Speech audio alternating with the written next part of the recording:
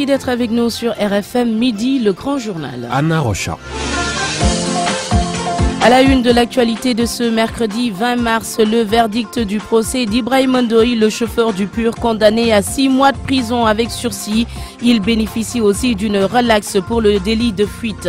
Le jeune Sayer Kébé a mis sa menace à exécution. Il entame ce mercredi son 3e jour de grève de la faim. Sa famille s'inquiète de ses conditions de détention et annonce une marche. Plus de 300 pêcheurs sénégalais refoulés de la Mauritanie. Le gouvernement mauritanien interdit désormais ses eaux territoriales aux pêcheurs étrangers. Ceux de Gendar dénoncent cette décision. Perturbation des cours ce matin à Salémata dans la région de Kédougou.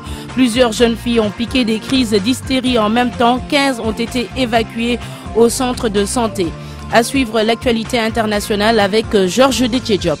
La situation en Algérie, le vice-premier ministre algérien est en Russie. Moscou a réitéré son soutien à Alger et a appelé à un dialogue national.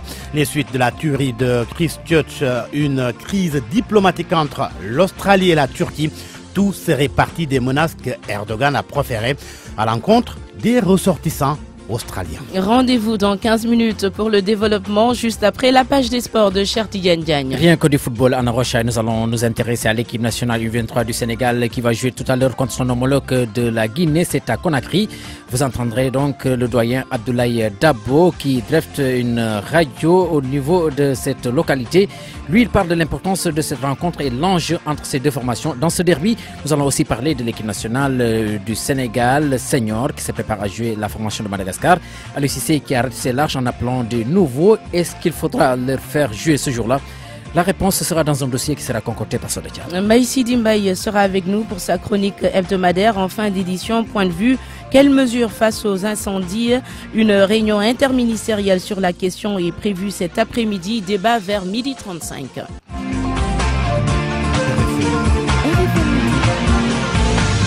Anna Rocha. Bonjour à tous. Un mois après les incidents meurtriers survenus à Tambacounda, le verdict du procès d'Ibrahim Ndoye est tombé. Le chauffeur du Parti de l'Unité et du Rassemblement qui avait mortellement fauché un conducteur de moto écope de 6 mois de prison avec sursis et d'une amende de 56 000 francs CFA. Il bénéficie par ailleurs d'une relaxe en ce qui concerne le délit de fuite.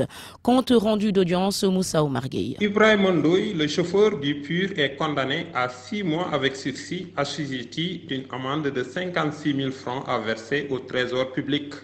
Ibrahim Ndoye est reconnu coupable d'homicide involontaire sur le jeune Cheikh Touré, conducteur de taxi moto Jakarta, lors des affrontements entre le PUR et le Benno Bokk Yakaar à Tambacounda. Il a tout de même bénéficié d'un acquittement, d'une relaxe pour ce qui est du délit de fuite. Son avocat, Amadou Ladjiba, considère qu'il s'agit là d'une décision d'apaisement rendue par la justice de Tambacounda. Quant à Ousmane Diop, le coordonnateur du PUR à Tambacounda, il rend grâce à Dieu et souhaite vivement que les 14 autres prévenus de la garde rapprochée du candidat Issa Sall du PUR, eux aussi, puissent bénéficier d'une liberté. Moussa Omargué, Tambacounda, Radio Futur Média. À Diourbel, la présumée meurtrière de l'enseignant Henri Ndiaye fait face au procureur. 3 autres personnes sont déférées ce matin dans le cadre de cette affaire. On attend donc de savoir s'ils seront placés sous mandat de dépôt ou s'ils vont bénéficier d'un retour de parquet. Babacar Diouf. Les 4 prévenus interpellés sur la mort de Henri Ndiaye, cet instituteur tué en Mboye, ont été déférés ce matin devant le procureur de Diourbel. La fille de la classe de terminale est poursuivie pour meurtre suite à l'enquête de la gendarmerie.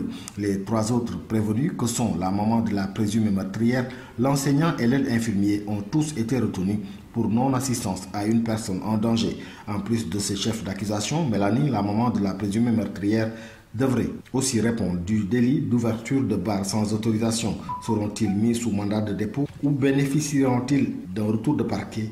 Les prochaines heures nous édifieront. Diourbel, RFM, Babacar Diouf. Je vous l'annonçais il y a quelques minutes, Sayer Kébé a mis à exécution sa menace. Le jeune élève mourois incarcéré pour apologie du terrorisme en est à son 3e jour de grève de la faim. Sa famille qui lui a rendu visite ce matin à la prison du Cap Manuel s'inquiète de sa situation.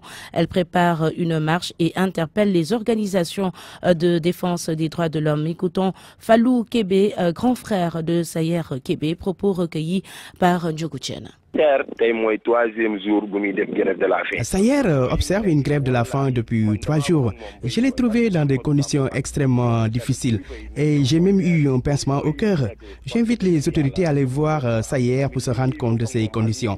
Vraiment, nous, sa famille et ses amis sommes très affectés, cela nous révolte.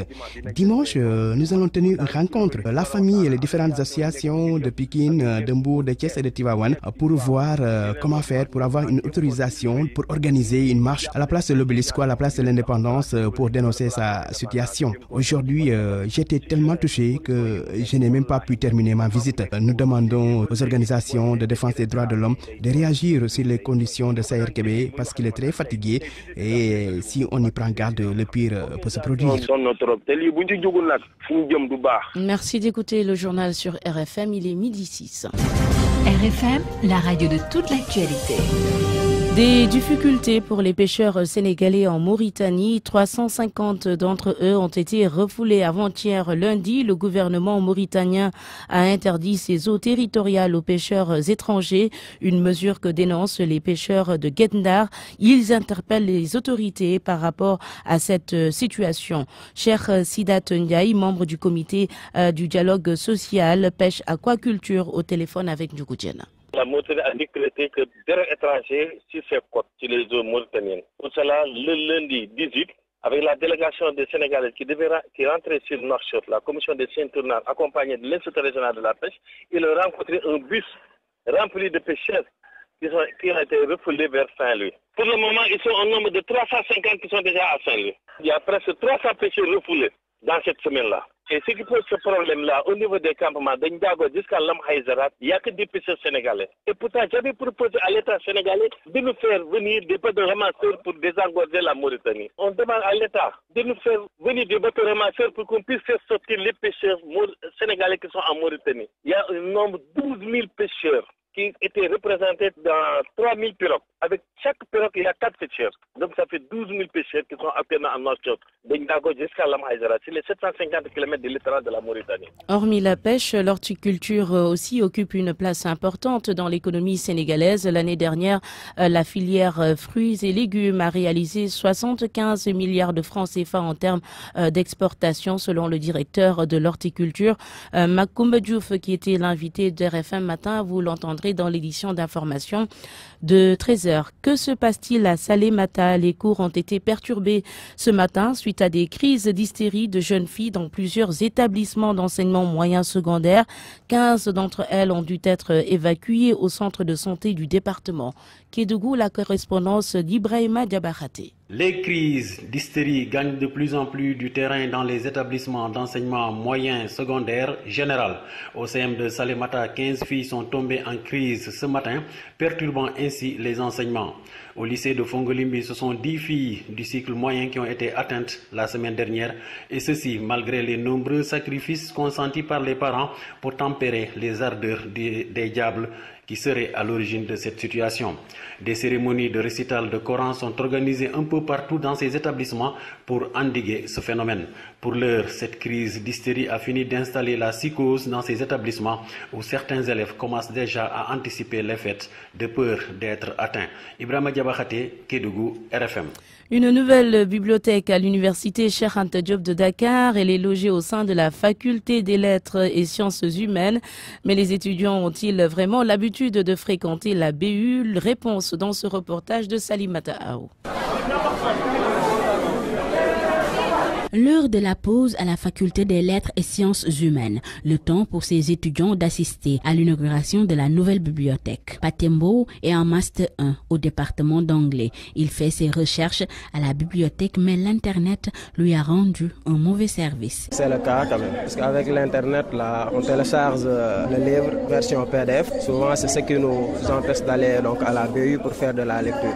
Donc, avec l'avancée de l'information et de la communication, la technologie, donc c'est ce qui nous rend paresseux un peu, donc ce qui nous empêche d'aller à la BU. Parce que les profs le disent quand même, ça influe du niveau de la langue. Awa Cham est étudiante en 2e année. Elle entre à la bibliothèque une fois par an. Parce qu'il y a des trucs intéressants sur YouTube et sur Google qui peuvent complémenter mes connaissances. C'est peut-être utile pour d'autres, mais moi franchement, seulement pour récupérer mon quitus. Omar Anne, lui, a des œuvres au programme. Pas question pour lui de ne pas se documenter. Hier même j'étais là-bas. J'ai pris là-bas un livre qui est mon œuvre au programme.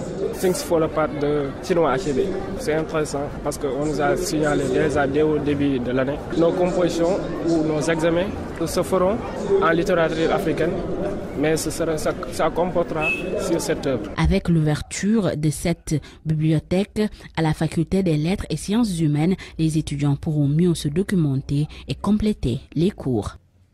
Ce mercredi 20 mars, c'est la journée mondiale de la francophonie. Au Sénégal, on constate que de plus en plus, les écoles privées introduisent l'anglais dans leur programme dès le primaire. C'est le cas à l'école Sidi Ndiaye de Saint-Louis. Mohamed Nabissila y a fait un tour. Les élèves des écoles privées Sidi Ndiaye taquinent l'anglais dès l'école primaire. Quelques chants nous accueillent dans une classe de CM2.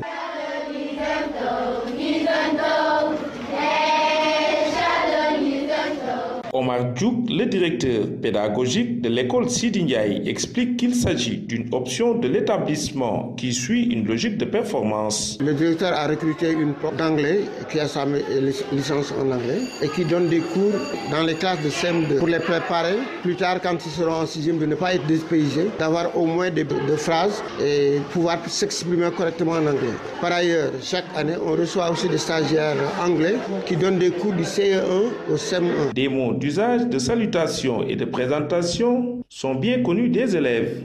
My name is Sulaiman. I come from Dakar. My name is Aïssatou. I come from Saint-Louis. I live in Pekin-Ba, Sénégal. I am 11 years old. A signalé qu'aucune école publique visitée n'a introduit l'enseignement de l'anglais dans ses programmes. RFM Saint-Louis. Mohamed Nabissila. Et on va leur dire un grand bravo. Aujourd'hui, on célèbre aussi la journée mondiale de la santé bucco-dentaire, un problème de santé publique. Certains Sénégalais, pourtant, en sont conscients. D'ailleurs, ils partagent avec nous les bonnes pratiques pour éviter les maux de dents. Un reportage signé Assigaï. Cure-dents à la main, Boubacar est un fumeur. Mais il ne badine pas avec sa santé buccale. Une personne doit toujours prendre soin de sa santé, surtout quand il s'agit de la bouche. Il faut se brosser les dents ou même avoir un cure-dent à tout moment. Il adopte de bonnes pratiques pour éviter des maux de dents. Une mauvaise haleine n'est pas bonne vraiment. Tu gênes ton entourage. Imagine que ta femme te dise que tu as une mauvaise haleine.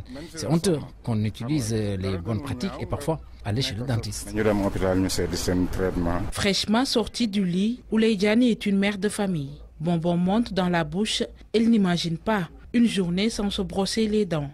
Ma première réaction au réveil, c'est de me brosser les dents. Je n'ai pas encore pris le petit déjeuner et pourtant je déguste mon bonbon monte.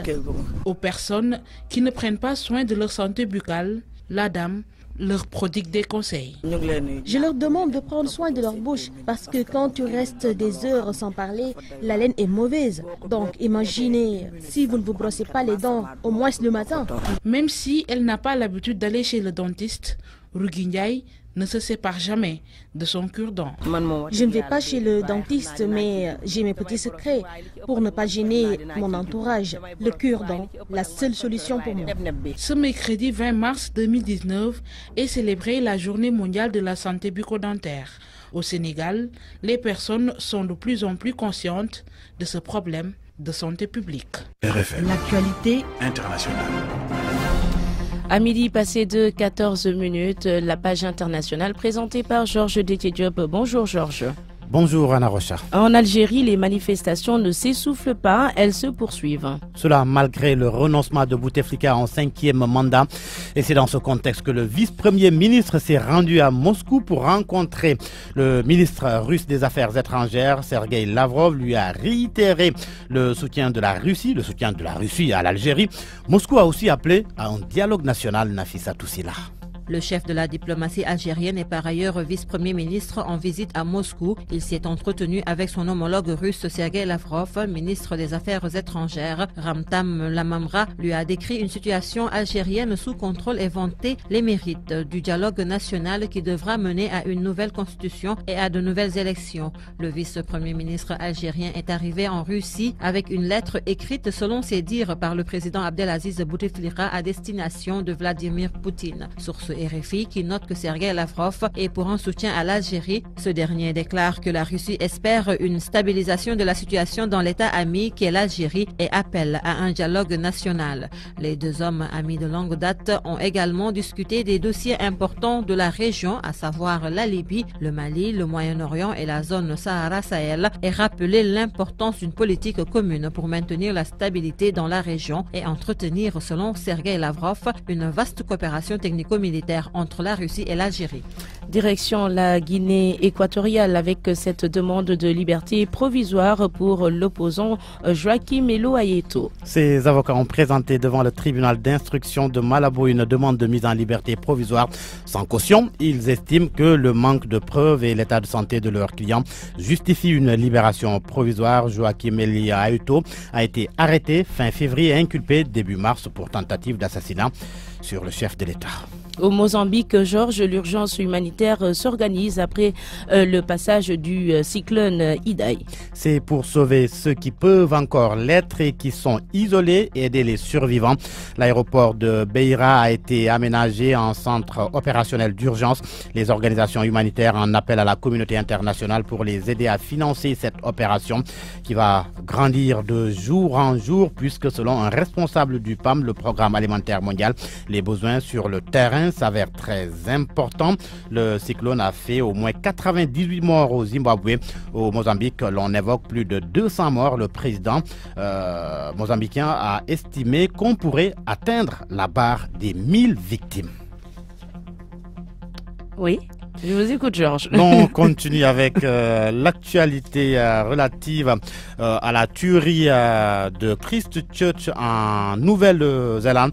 Un internaute qui a été inculpé pour avoir diffusé le massacre. Son nom, Philippe Apps. Il est inculpé de 2 chefs d'accusation de diffusion de contenu répréhensible.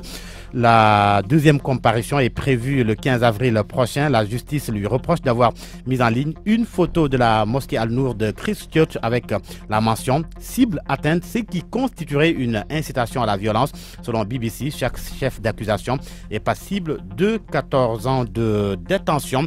Et cette tuerie de Christchurch, elle est à l'origine d'une crise diplomatique entre la Turquie et l'Australie. À l'origine de tout cela, les menaces que Erdogan a proférées à l'encontre de ressortissants australiens. Mamadou Aïssandiaï. Tension diplomatique, la Turquie, la Nouvelle-Zélande et l'Australie se crêpent les chignons. Le président Recep Erdogan s'insurge contre le suspect de l'attentat de Christchurch et déclare que la Turquie fera payer cher aux suspects si la Nouvelle-Zélande ne le fait pas. Suite à l'attentat qui a enregistré plus d'une 50aine de morts et de plusieurs blessés. La réplique de la première ministre néo-zélandaise ne s'est pas fait attendre. Jacinda Ardern a déclaré aujourd'hui que le ministre des Affaires étrangères néo-zélandais Winston Peters allait se rendre en Turquie afin de faire réagir en personne aux déclarations du président turc Recep Erdogan. L'homme fort d'Istanbul, rappelons-le, a plaidé pour le rétablissement de la peine de mort en Nouvelle-Zélande au cours d'un meeting de campagne des élections municipales. L'Australie s'invite à la danse, s'indignant contre les propos de Recep Erdogan et a convoqué l'ambassadeur de la Turquie pour demander que les déclarations du président turc ne soient plus diffusées sur la chaîne nationale turque. Et c'est la fin de cette page internationale. Revenez-nous, Georges, à 12h30 pour la revue de presse moins dissipée. Parole aux auditeurs. L'actualité, qu'en pensez-vous?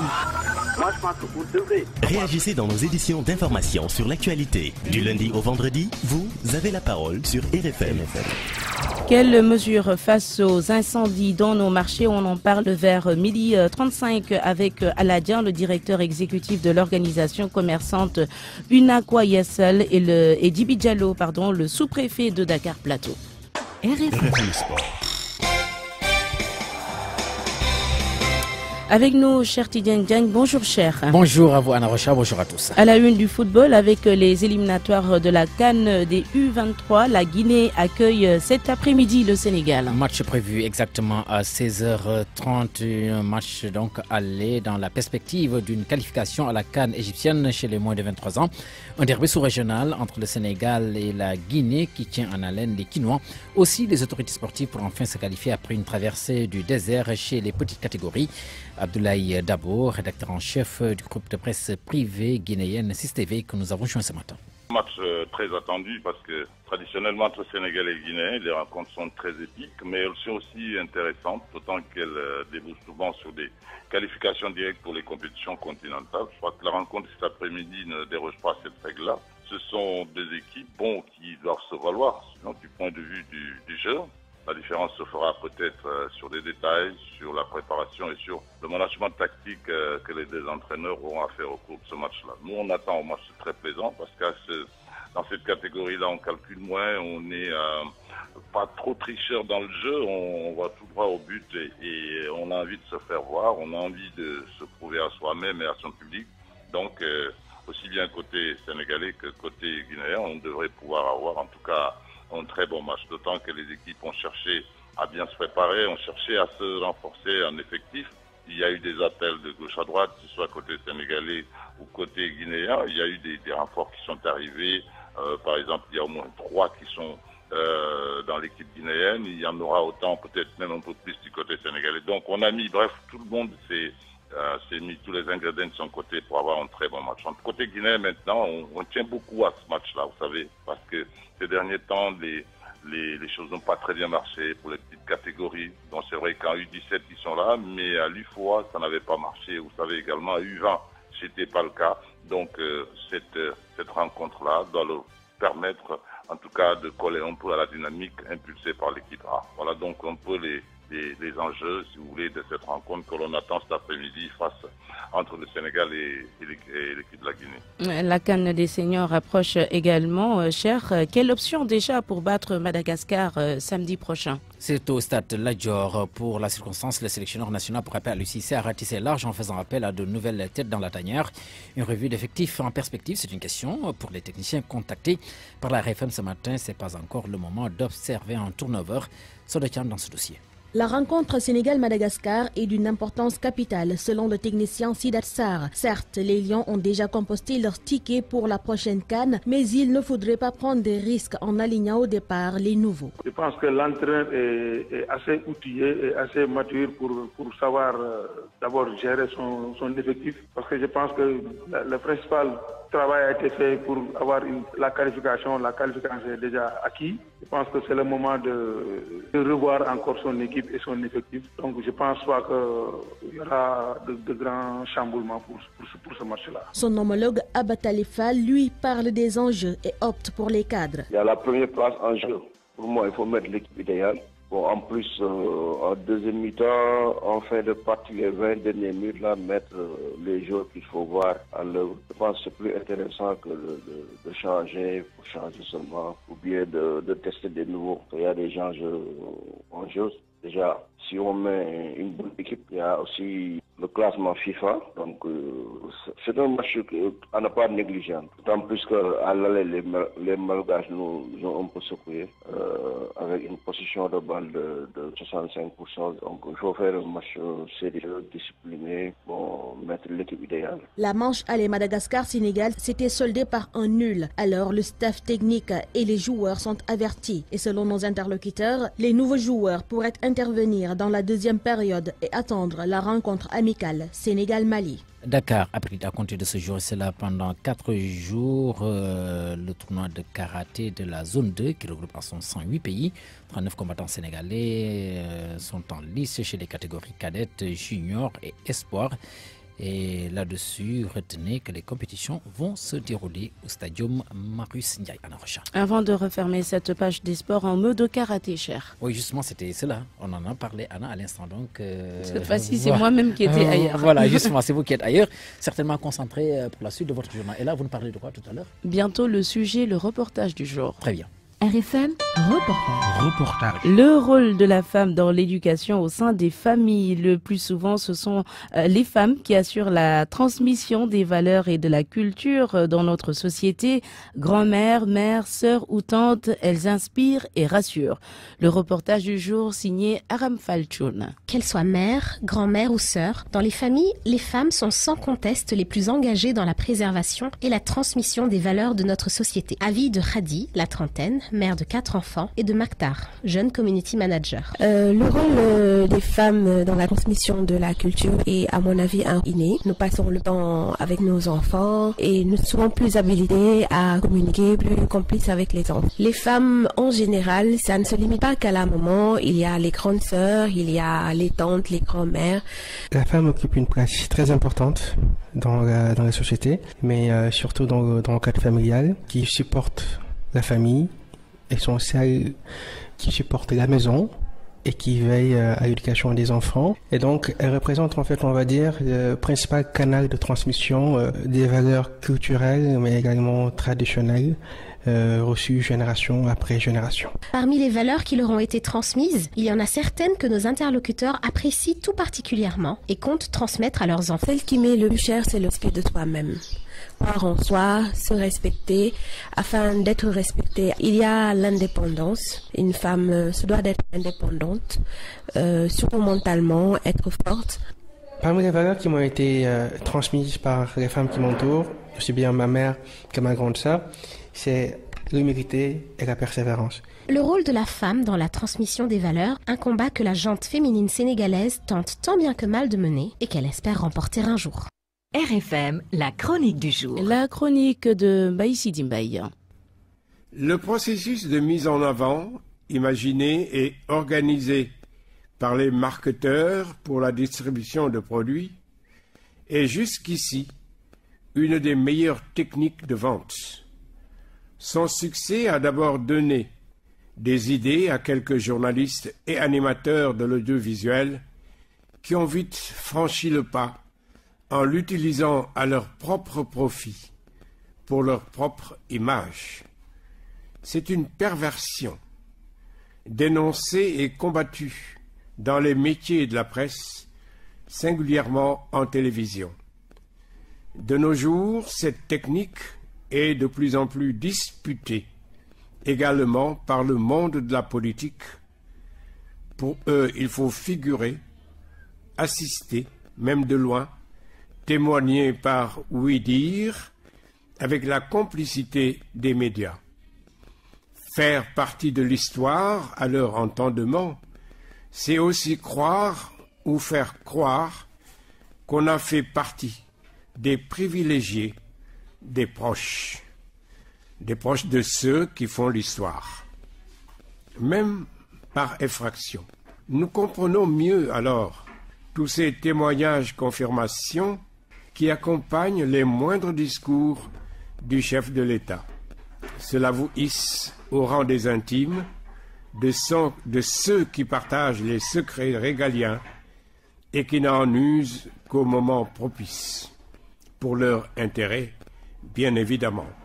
Pourtant, tout le monde le sait, les personnes les mieux placées pour garder bouche cousue sur les affaires d'État, ce sont les fonctionnaires.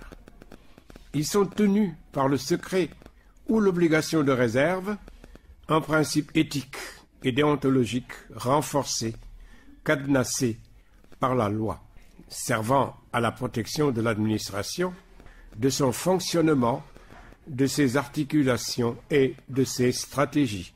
Assister à une conversation, par accident ou par hasard, ne donne aucun droit, aucune protection à qui que ce soit pour en faire usage privé ou public, même si l'objet visé est de rendre un témoignage élogieux, parce que, à contrario, on peut penser que la gestion de l'information qui vous a permis d'y accéder indûment n'est pas rigoureuse, qu'elle permet ces failles dangereuses d'ouverture à tout vent, du chef de service au sommet de la hiérarchie, dans l'administration publique ou privée, L'information reste une denrée précieuse, donc à protéger, à préserver, à sécuriser. Il n'y a pas de vie démocratique sans secret de l'État. Un adage qui doit rester dans nos mémoires pour toujours. La presse du jour. Oumou Équipement est le partenaire idéal. Besoin en équipement informatique, matériel et consommables, surveillance, solutions computing, virtuaux interactifs, équipement de télémédecine, système de DG, data sont la solution pour vous faire au mieux. Avec une expérience de pont dans le domaine d'éthique, Oumou est le partenaire privilégié des plus grandes marques au monde comme Dell, HP, Windows, Apple, Lenovo, Rizzo, Lexmark. Ou appelez-nous au 33 889 88 14. Site internet www.oumouinformatique.com. Oumou Informatique vous offre votre revue de presse. La revue de presse de Georges Diop. Le colonel Abdourahim Kébé rattrapé par son passé dans l'armée. Oui, l'Observateur, document à l'appui, révèle que le secrétaire national chargé de la défense du parti Réumi est poursuivi par un lourd passé de prédateur qui a failli lui coûter sa carrière militaire. De sales affaires demeurent, précise le journal L'Observateur. Attentat à la pudeur, harcèlement entre autres. À titre d'exemple, l'Obs s'arrête sur les plaintes de jeunes soldats sous ses ordres, le compte rendu du tribunal militaire du mardi 24 août 1999 sous la présidence du magistrat André Bobsen. Mon confrère fait aussi état de témoignages d'un jeune soldat qui confiait que lors de la manœuvre de Niambour 7, il l'a entraîné dans la chambre 7 de l'hôtel Niji, c'est à Tambacounda. Entre autres faits qui avaient provoqué la colère du directeur de la sécurité militaire qui avait réclamé son élimination de l'armée active. Ce n'est pas tout, l'Obs fait état d'une demande de radiation signée par le général Lamine Sissé pour comportement qui ternit gravement l'image de marque des armées. L'Obs fait aussi savoir que la juridiction militaire, en 1999, avait prononcé une peine de 15 mois d'emprisonnement ferme avec mandat de dépôt contre le capitaine Kébé. C'était son grade à l'époque. Nous restons dans le secteur de la justice, mais civil cette fois-ci, avec le cas Khalifa Ababakar Sall. Vox Populi souligne que ses conditions de visite sont corsées à Rebeuss. Dans une note d'information, le coordinateur des juges de l'application des peines indique que tout demandeur devra satisfaire aux obligations suivantes en vigueur. Faire une demande adressée au juge de l'application des peines, préciser l'objet de la visite, se présenter physiquement, les dépôts ayant lieu le lundi et le mardi et les retraits des permis de visite le jeudi et le vendredi. La note d'information est datée du 11 février dernier et elle provoque l'ire du conseiller politique de l'ex-maire de Dakar. Dans Tribune, Moussa Taye dénonce une tentative d'humiliation de Khalifa Sall. Entre Khalifa Sall et le président Macky Sall, l'ancien président Abdou Diouf a tenté une médiation. Révélation du quotidien LAS. LAS nous apprend que l'ancien secrétaire général de l'Organisation internationale de la francophonie a essayé de jouer les bons offices entre Khalifa et Macky bien avant l'emprisonnement de l'ancien maire de Dakar et avec à la clé un deal sur la table de l'actuel pensionnaire de la prison de Rebeuss. Un des émissaires d'Abdou Diouf qui s'est confié à LAS révèle que ce dernier voulait convaincre Khalifa Sall d'accepter de taire ses ambitions présidentielles et soutenir Macky qui, en contrepartie, devrait lui rendre l'ascenseur en 2024. Hélas, c'est tombé à l'eau et Khalifa Sall est en prison. Et aujourd'hui, le chef de cabinet du président est d'avis qu'il faut laisser Khalifa et Karim subir leur peine. Moustapha Diakhaté l'a dit dans une interview accordée au journal Le Quotidien. D'ailleurs, il souligne qu'il faut supprimer la grâce présidentielle, l'amnistie et la possibilité pour le président de dissoudre l'Assemblée nationale. Un autre entretien d'un proche du président Sall, son ministre conseiller en charge de la communication de la présidence de la République parle dans l'Observateur. El Hadj Hamidou Kassé décline les profils des futurs membres du gouvernement. Selon lui, son critère premier et essentiel sera la compétence et surtout l'efficacité. Autre sujet évoqué par El Hadj Hamidou Kassé, la réélection de Macky Sall, les contestations de l'opposition, le dialogue politique, la prestation de serment qui, souligne-t-il, ne se fera pas au stade. La santé bucco-dentaire à présent. Le sujet intéresse enquête qui revient sur les dangers des maladies dentaires et l'inaccessibilité aux soins par la population. Le journal nous apprend qu'au Sénégal, il y a un dentiste pour 100 000 habitants, loin du ratio de l'OMS, 1 sur 10 000 habitants. 67% des Sénégalais n'ont pas accès aux soins. Et cette affaire qui inquiète le journal Source A. Le navire Ocean Princess, bourré de riz importé d'origine birmane, prend la direction du Sénégal. Et c'est après avoir été rejeté par les services portuaires guinéens et togolais que la cargaison a pris la direction du Sénégal, où elle n'est cependant pas arrivée. Le journal fait état d'une cargaison de riz douteux, d'où ce titre du journal Source A, 18 000 tonnes de danger. Et Source A nous apprend que c'est un proche de la société Olam Guinée qui a briefé la douane sénégalaise qui cherche depuis lors à trouver ses ramifications à Dakar. À vos kiosques et bonne lecture.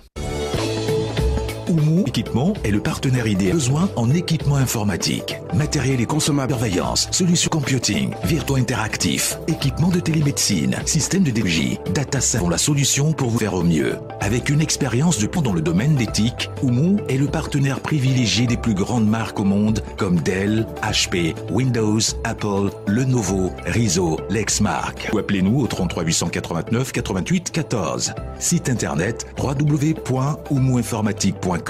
Oumou Informatique vous a offert votre revue de presse. Point de vue. Regard croisé sur l'actualité du jour. À 12h35, on y est en ligne avec nous Aladjan, le directeur exécutif de l'organisation commerçante Unacois ISL. Bonjour Monsieur Dien. Bonjour Anna. Également pour ce débat, Djibi Diallo, le sous-préfet de Dakar Plateau. Bonjour Monsieur le sous-préfet. Bonjour Anna. Dites-nous, Djibi Diallo, qu'est-ce qui explique un peu cette récurrence dans les marchés ici à Dakar? Est-ce que vous avez déjà fait des visites pour faire le constat? Oui, évidemment. L'État a toujours pris les dispositions pratiques qu'il faut. C'est l'institution de M. le ministre de l'Intérieur et de la Sécurité publique qui a une préoccupation sécuritaire quand même de très haut niveau. Donc tout le travail a toujours été fait. Mais vous savez que l'occupation anarchique à Dakar constitue un frein par rapport à beaucoup de projets. Et ça a été notre combat depuis 2015 jusque-là, et puis le combat continue. Donc à ce niveau, quand même, toutes les visites ont été faites, des conseils ont été donnés, des dispositions ont été prises, mais parfois c'est l'application qui fait défaut. Qu'est-ce qui manque pour que ce soit appliqué? Vous savez, chaque fois que nous avons parfois une situation parfois un peu confuse, bon, ce sont des marchés spontanés, des lieux qui ne sont pas, en tout cas, destinés à être des marchés, qui sont souvent érigés en marché. Et l'informel tel qu'aujourd'hui, il est organisé, tel qu'organisé au niveau, n'est-ce pas, de dans notre structure commerciale pose problème. Bon, par rapport déjà au nombre de sécurité, il y a un problème. Par rapport à l'occupation anarchique, il y a un problème. Par rapport au respect, souvent, n'est-ce pas, du minimum par rapport effectivement au code, n'est-ce pas, il y a des problèmes. Maintenant, l'État est là pour accompagner, n'est pas seulement pour réprimer, pour conseiller. Mais pourquoi pour cela, on laisse faire depuis tout ce temps? Vous savez, on ne laisse pas faire, madame. Vous savez qu'on a un pouvoir quand même, il y a la décentralisation d'une part et la déconcentration de l'autre part. La question des marchés, il faut dire qu'elle est plus aujourd'hui sur la responsabilité des collectivités locales, même si c'est un développement de l'État. Mais en ce qui nous concerne, l'État étant un et indivisible. Chaque fois qu'il y a besoin d'intervenir pour sécuriser, nous le faisons. Chaque fois que nous devons faire appliquer les directives de l'autorité, nous le faisons. Mais le petit problème que nous avons ici, c'est un problème de prise de conscience et d'esprit citoyen, et surtout d'éducation et de comportement social. Et donc, je crois qu'à ce niveau-là, c'est là où il faut se battre. L'informel ne peut pas être aujourd'hui vraiment en reste. Il faut qu'on retourne à l'orthodoxie. Il faut qu'on retourne à la discipline. Il faut que l'occupation de l'espace soit aujourd'hui une priorité pour d'abord les concernés, et ensuite pour l'État aussi. Donc l'un dans l'autre, il ne faut pas que les gens se dérobent pour dire que oui, c'est tel qui est responsable. Est-ce que seule la sensibilisation suffit pour régler ce problème? Madame, je crois qu'on a tout sensibilisé. Je crois que le fait que déjà que je parle dans les médias a été même à la limite peut-être quelque chose de trop. Tellement qu'on n'a pas dans les médias, tellement qu'on a sensibilisé. Mais la sensibilisation n'est pas seulement que le rôle de l'État. Il y a aussi la presse qui doit jouer ce rôle. Je demande, est-ce que la sensibilisation seulement suffit? Est-ce qu'il ne faut pas d'autres mesures plus contraignantes, justement? Mais je vous dis que les textes existent, en tout cas en ce qui nous concerne. Ça, je ne vais pas aller du dos de la cuillère. En tout cas, le respect de l'occupation de l'espace sera respecté. Ça, c'est clair, parce que l'occupation anarchique ne peut plus continuer à Dakar. Dans les marchés, c'est l'occupation anarchique. Les marchés, la plupart des commerçants ne sont pas assurés. Bon, si les décisions des problèmes d'assurance, c'est parce qu'aujourd'hui, les conditions dans lesquelles ils exercent leur commerce aujourd'hui fait que les assurances, quand même, le coût de l'assurance est très élevé. Vous n'êtes pas sans savoir, plus le risque est grand, plus que l'assurance quand même est insupportable. Donc aujourd'hui, il faut quand même des mesures drastiques à mon niveau. Un, d'abord c'est de restructurer les marchés. Deux, c'est de respecter des normes de sécurité pour que les collectivités locales, en tout cas, s'acquittent de leur mission en mettant en place des bouches d'incendie, que l'occupation anarchique soit bannie pour permettre à chaque fois que de besoin que les sapeurs-pompiers puissent exercer librement leur travail sans entrave et que les collectivités locales, effectivement, comme je l'ai dit aussi, travaillent de concert dans le contrôle des installations électriques, dans la salubrité, dans la sécurité et ne pas seulement s'occuper aussi des taxes. Donc il faut dire que l'État est en train de veiller sur ça. Nous ne ménageons aucun effort pour en tout cas faire cela. Et c'est la préoccupation première de l'État. Et chaque jour que le ministre de l'Intérieur, en tout cas, nous interpelle, c'est pour qu'en tout cas sécuriser les populations, c'est pour quand même améliorer le cadre de vie des populations. Ça, il faut le reconnaître quand même, vraiment cet effort. Est-ce que restructurer ces marchés, ça peut aller jusqu'à un déguerpissement provisoire, dit Diallo? Madame, le déguerpissement provisoire, il n'y en a pas. Quand on déguerpit quelqu'un, c'est parce qu'il n'a pas le droit d'occuper cet espace. Deuxièmement, le déguerpissement en général, on doit le faire aujourd'hui par des personnes qui sont autorisées à occuper un espace par la commune. Mais si quelqu'un vient délibérément occuper la voie publique sans aucune autorisation de la commune et que cette personne se retrouve être quelqu'un en ayant droit, ça pose problème. Et à chaque fois qu'on entame des opérations de déguerpissement, vous êtes les premiers à donner des micros à des gens de non-ayant droit pour légitimer effectivement leur présence. L'autre part aussi, il y a la responsabilité des collectivités locales. Quand quelqu'un paye une taxe, mais dans sa tête, il croit qu'il est en règle. Donc je crois que ça mérite une introspection, qu'un dialogue aujourd'hui, en tout cas fécond, et l'occasion aujourd'hui qui est donnée, vraiment c'est effectivement la convocation du conseil interministériel effectivement par rapport à ce problème. Je crois qu'il faudra attendre les conclusions qui vont être ici, n'est-ce pas, aujourd'hui du conseil interministériel par rapport à ce sujet, pour voir en tout cas les détails qui seront donnés par l'autorité. Merci beaucoup Djibi Diallo, sous-préfet de Dakar Plateau. Aladien, vous êtes à la tête d'une organisation commerçante, UNACOIS ISL. C'est un problème qui ne concerne pas seulement Dakar, Kaolack, Touba. On voit souvent des incendies dans des marchés là-bas également. Est-ce que c'est les mêmes problèmes que pour Dakar? Pratiquement les mêmes problèmes et il y en a beaucoup. Mais moi, ce qui compte d'abord, ce n'est pas d'abord la convocation du conseil interministériel. Ce qui compte, c'est ce qui va en sortir et ce qui va être appliqué.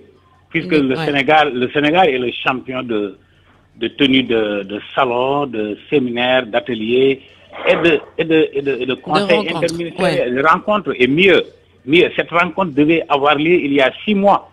Moi, j'ai bien suivi ce dossier-là. Ça a été convoqué pour le mois de novembre. En tout cas, c'est ce que le président de la République avait décidé au sortir d'un conseil des ministres.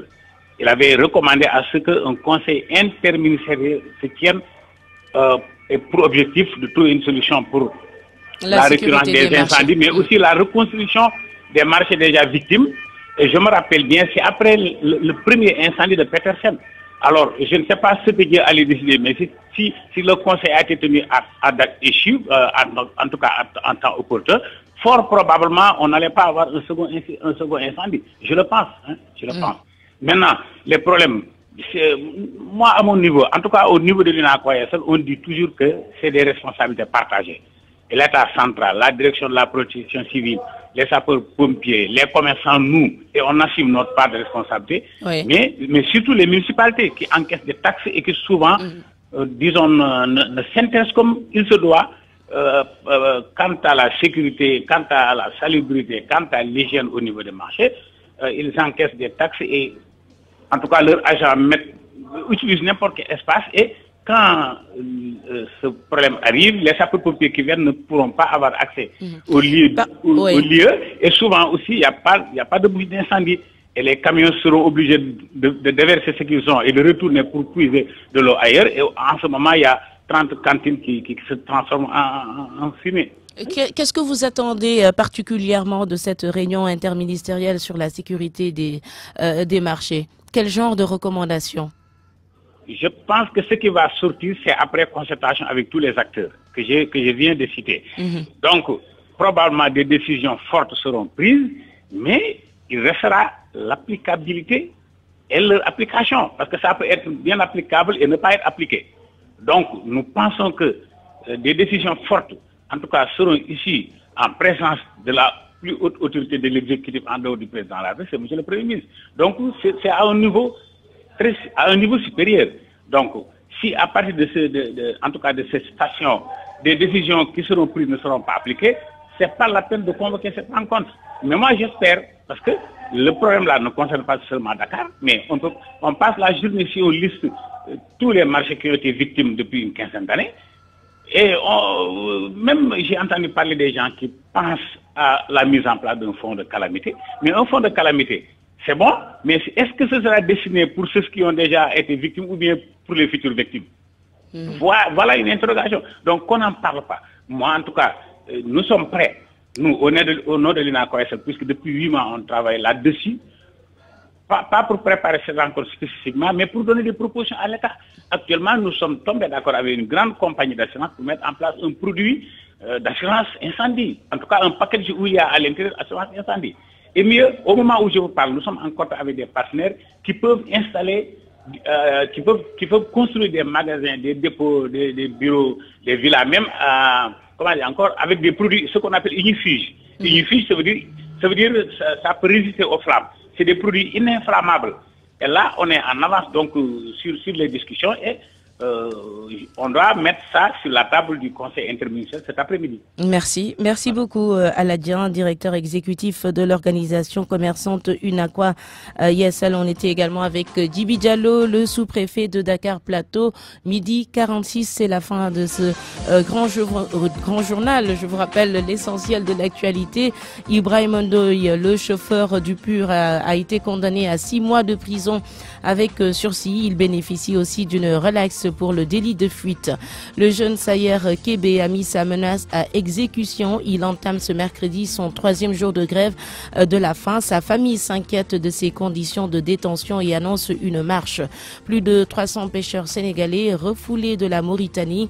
Le gouvernement mauritanien interdit désormais ses eaux territoriales aux pêcheurs étrangers. Ceux de Gendar dénoncent cette décision. Merci à Abdoulaye Diop du côté de la technique, Diogo Diène à la réalisation de cette grande édition d'information. Retour de l'info justement à 13h, ce sera avec Hajassan Legué pour la grande édition d'information en Wolof. Gardez l'écoute, je vous laisse en compagnie de Koutia et sa bande dans Allo Présidence. Merci chez vous, bonne écoute.